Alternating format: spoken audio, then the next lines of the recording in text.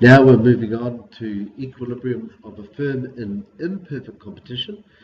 And remember, we're in the short run, at least one input is fixed in supply and the sellers can make subnormal profits. Not forever, but they can for a period of time, as long as they cover, of course, the variable cost. So let's move on into the three examples of super, normal, subnormal, and normal profit for imperfect markets.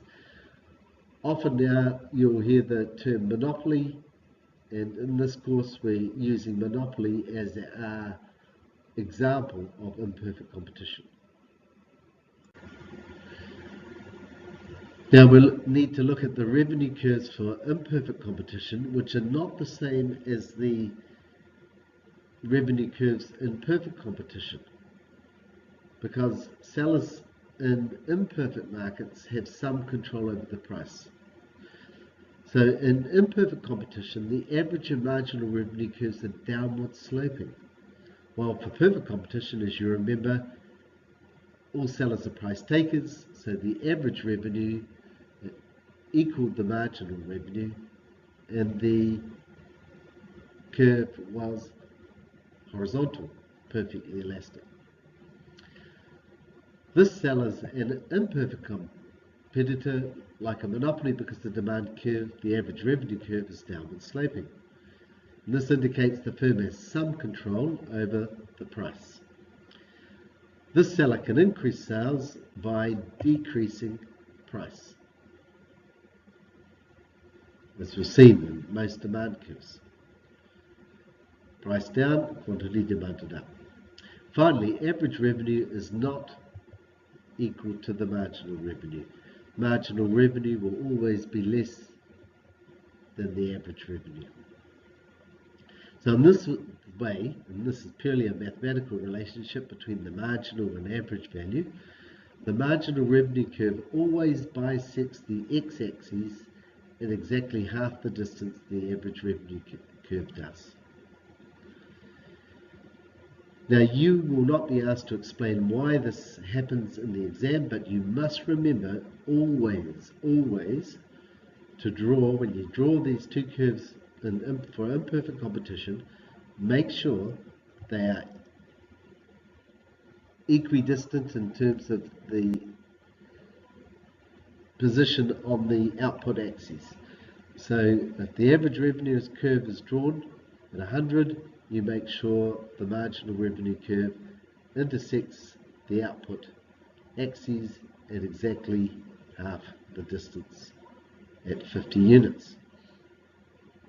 I've written the explanation on the right hand side for those that are curious, but remember, you will not be asked to explain this.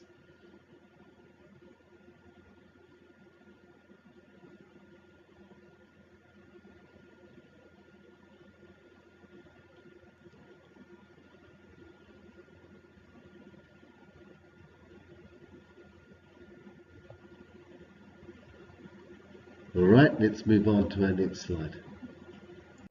One more thing before we plunge into our three graphs is to look at the relationship between total revenue and marginal revenue in imperfect competition or monopolies. Remember, the marginal value measures the change in the total. TR2 minus TR1, TR3 minus TR2. So it's measuring the gradient. The marginal value measures the gradient of the total. So as you remember from marginal utility and total utility, when marginal revenue is positive, that means total revenue is increasing. When it's negative, below zero, total revenue is decreasing. So at the highest point, when total revenue is at its maximum, marginal revenue equals zero. You can see it drawn there.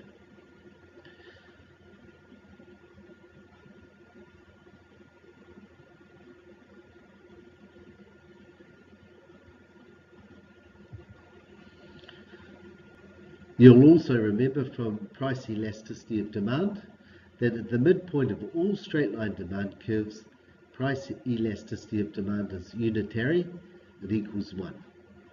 So any point as you move up the average revenue curve, price elasticity of demand is going to be greater than 1, and if you go below that, it'll be less than 1. Now, one question that sometimes is asked, I think it's still in the workbook, is why does the monopolist only operate in this part of his demand curve? Well, you can see at any point past the midpoint, price elasticity of demand is going to be greater than 1. So a monopolist will not be willing to supply where marginal revenue is negative, in other words, beyond this quantity, because any extra units sold will decrease total revenue. Therefore, the monopolist will only produce at some point in the top half of the demand curve. Now that's a slightly more detailed question that may emerge, but is used very, very infrequently by the examiner.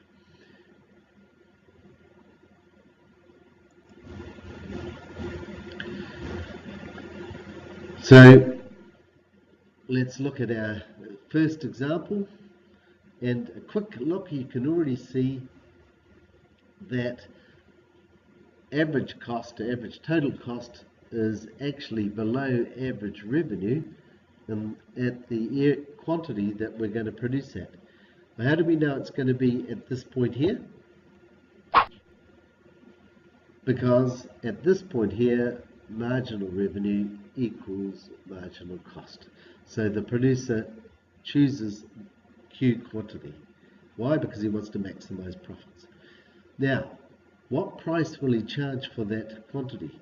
Well, you simply go up to the average revenue curve and read across.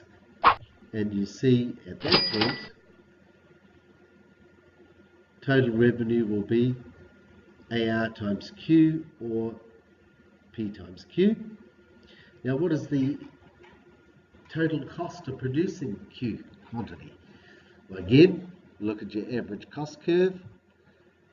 Find the point where your quantity line intersects, and AC times Q equals total cost. And now we can see that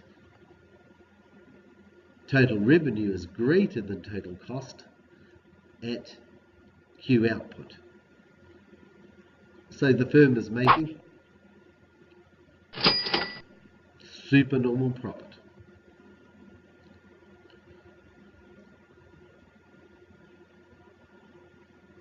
How do we know this cell is an imperfect competitor? Because the demand curve, the average revenue curve, is downward sloping, which indicates the firm has some control over the price. In the case of monopoly, he's actually the price maker. He has complete control over the price. This seller can increase sales by decreasing the price. Finally, average revenue is not equal to marginal revenue. It's always less than average revenue. So 3 explanations you could use to justify why this is an imperfect market. Next situation, what type of profit? Well, immediately check the position of the average total cost curve.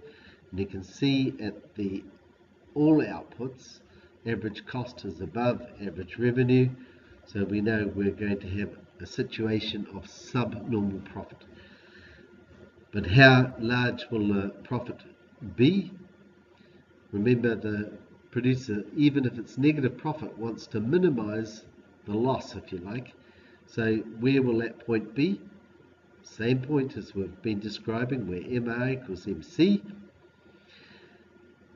At that point, What is the total cost of producing that quantity? We'll take average cost at that point, read across. Total cost AC times Q. Price determined, remember price equals average revenue, so at that point there, read across. Total revenue. Total revenue is less than total cost, subnormal profit. So you use the labels in the graphs to identify total revenue, total cost, and subnormal profit. And if you're not sure, check with me during the teaching session. This is our third example of profit, or a third category, and this is normal profit. Remember, normal profit is where total revenue equals total cost. And so what your task is, particularly in this slide, is to correctly position or place the average total cost curve. So you need to sketch it in and making sure it's the correct shape and that the marginal cost intersects the lowest point of the average cost curve. Remember that when we did costs. And then once you've done that, then to do the calculations using the values for price, average cost, and the profit maximizing quantity. So good luck. To have a situation of normal profit. So these questions continue with the previous diagram, so you'll need to be looking at it while you do the calculations.